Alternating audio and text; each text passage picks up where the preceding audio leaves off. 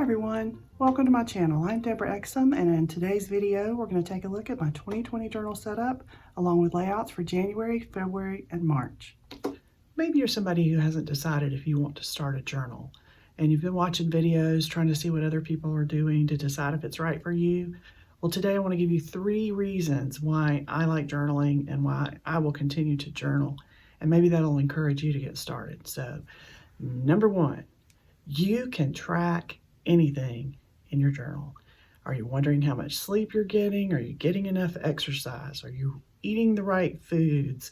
How are you spending your free time? All of those things are easy things to track in a journal, and you can pick 1 or 2, you can pick a lot of them, but it's really flexible and helps you observe your patterns and observe how you're spending your time. So the second reason, it helps organize your life and organize your mind. And for me, the organizing your mind is much more important. I feel like I've got a whole lot going on up there. My mind tends to wander. I try to think about the things I'm doing tomorrow while I'm sitting here trying to do what I'm supposed to do today. And journaling really helps me focus and get the things done that I need to do. And the third reason is time for reflection. It's great. It makes you stop each day. You sit down and you think, okay, what did I do yesterday?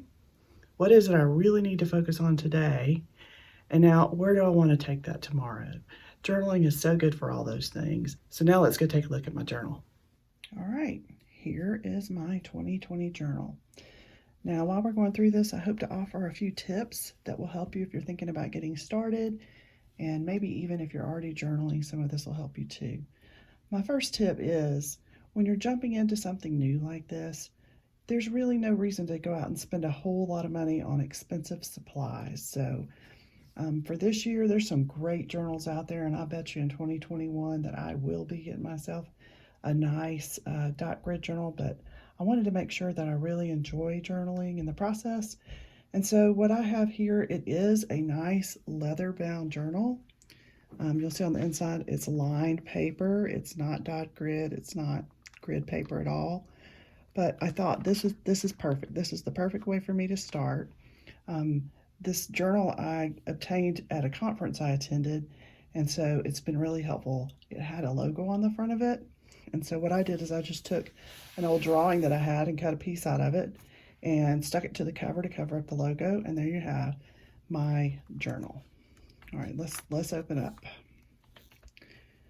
So for my 2020 spread, and I'm going to tell you now that I don't stick with the theme or stick with colors throughout, but on this day, I was thinking of warm sunrises or sunsets and nice warm colors. I really got a lot of pleasure out of drawing this year grid and writing in all the dates and choosing the colors. It was very relaxing to be able to just number those months as we went. Now on this page, I have my life plan, which changes slightly from year to year. And I'll probably end up making a video just about developing your life plan. But what I do is anytime I'm thinking about doing something new or different or something maybe that's expensive that I'm thinking about, I'll turn here to my life plan and I'll say, does it fit? Does it fit with making my family be first? Does it fit with my goal of having freedom of place and time? And then that helps me make a decision, and it helps me stay focused on these goals that fit with my important life plan objectives. So anyway, I keep that and I refer to it often. Okay, so here's another tip. I used watercolor on this, and I used markers, and sometimes they have lots of shadows on the other side, or sometimes they totally bleed through. So what I'm doing when I know that's happening is I'll take 2 pages, you can see right there, and I'll just tape them together. So it's a double thickness of page. It keeps everything safe, and you'll see in some of my future pages that I do have some of that shadow, but I'm okay with that because I'm just learning. Okay, on this page we have my important dates. At first this was very plain, and so I went back and took some of the colors from those first 2 pages and added them here. Most of my handwriting is very basic and manuscript. I'm hoping to improve on that some. On this page I have a debt tracker, and this really is to keep up with all of my large debts. I'm trying really hard to get out of debt. So what I have is in January, I have the amount of debt that I had at the beginning of the year. And down here in December, I'll write the amount I have at the end of the year. And each month, I check my balances and I mark out what I've paid off. And hopefully, we'll see a great reduction in that as we go.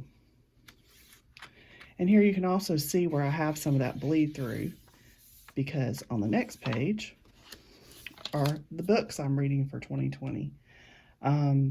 I never have kept up with what I'm reading before, and actually I hadn't read in a really long time. I didn't even set it as a goal for 2020 to do a lot of reading, so I'm not sure if I would have read anyway, or having this in my journal has helped me, encourage me to read. But I'm at this rate, I'm going about a book a week, and that's really unusual for me. Now this page here is my gallery wall page. I live in a suburban house. It's 2 stories, so in the living room area, there's stairs that go to the second floor, and there's this huge wall. This is a 2x3 poster, so you can see how big this wall is. And it's been blank the whole time we've lived here, and my goal is to really think about how I want to cover that wall, what I want to put on it, and that sort of thing, and get us at least a start on that this year. All right, now I had so much fun making these setup pages that I really kind of wimped out on the month pages for January, so we'll look at those, but they're very plain and very boring. I tried setting up some habit trackers, and I wasn't really even sure what I wanted to track. So it was the beginning of the year. It's one of those resolution times for people who like to make New Year's resolutions, and I wanted to do some different sorts of things. So I was thinking about how I'm all the time doing stuff and running around, and I really wanted to find time in my day to stop and relax and enjoy the moment. So one of my things I put on my habit tracker was to see how many sunrises I could enjoy. And you can see that I only marked 3. I think that I probably saw a few more and just never marked them. But I've enjoyed having that in my mind, even if I don't do it that often. Honestly, the sunrises haven't been very pretty here lately, but I do try to, take my first cup of coffee and at least look out the window and see how the day is shaping up before I get started. So I also had keeping up with my water. I'm really good at that. What I'm not good is at tracking on this style of a tracker. And then get outside, and then to be creative. So that was my first stab ever at doing habit trackers. And you'll see in February I did a different style, and I like it better. Now this right here is my favorite part of the journal, doing my gratitude every day. And then I just have important dates copied from the page at the beginning, and then adding any extras that I have on there, appointments or that kind of stuff. And then I have things I need to do or things I need to purchase, and I just check them off as I get them done.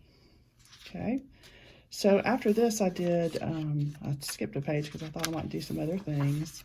And then I did my weekly planner, and you can see it's very plain. There isn't much to these. I didn't really need to use it, and you can tell I didn't use it for the most part. So in February, I did not do this. So now we're going to talk about February, where I really started getting a little more creative. One of the things that we did as a family is we decided we wanted to eat more vegetables, and I had not eaten beets probably since I was in school, and they served them for lunch. So we had some vegetable dishes that had beets, and I was really surprised at how much I liked them, and they're beautiful vegetables. So I said, hey, that'll be my cover for February. And also I used a Dutch door style. You can see I cut away, and I actually put a little piece of tape because I don't like that.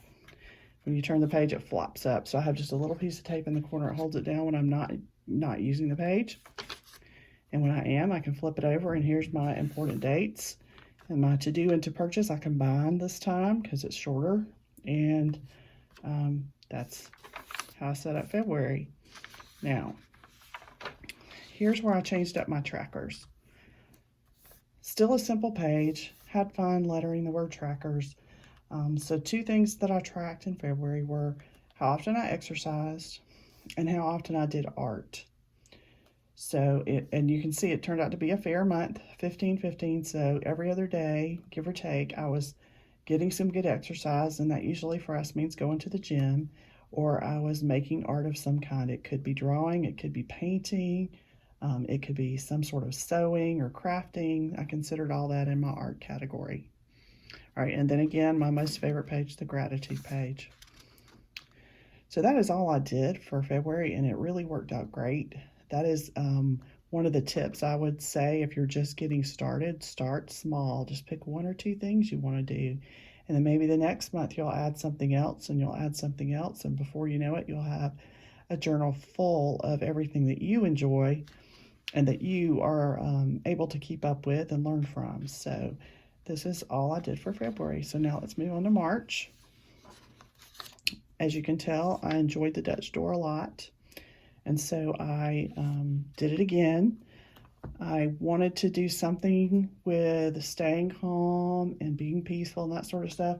And actually that picture comes from this vase that I was given as a gift right around the end of February. And so I tried to draw it and imitate the design on it. And then there was a lot of white space here. I didn't plan these words to start with, but I really like them. Inhale, exhale, relax, and rest. It's a good reminder every day.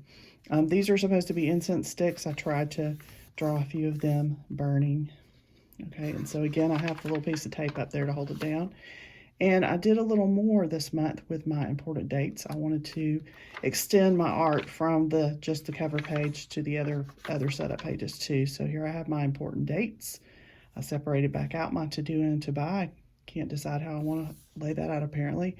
And then this is my month. Now this is as far as I've gotten. I plan to add my trackers to March here in a couple of days and start getting prepared for April. So there you go. That's my journal layout. I'm trying to think if there's any other tips I'd like to share with you. I think the thing is to just enjoy it. Don't feel like you have to draw perfectly. Don't even feel like you have to put a picture on there. You can just put dots or triangles or stars or hearts or just shapes. You don't have to be any kind of accomplished artist to enjoy journaling, enjoy the color, enjoy having yourself organized and clearing your mind, and just enjoy the process. Since I recorded this, I have finished my March trackers and gratitude journal pages, so we'll close out this video with those. I hope you've enjoyed this. If you want to see more, please subscribe to my channel. Click the like button for this video and ring that bell if you'd like notifications. Thanks so much for joining me today.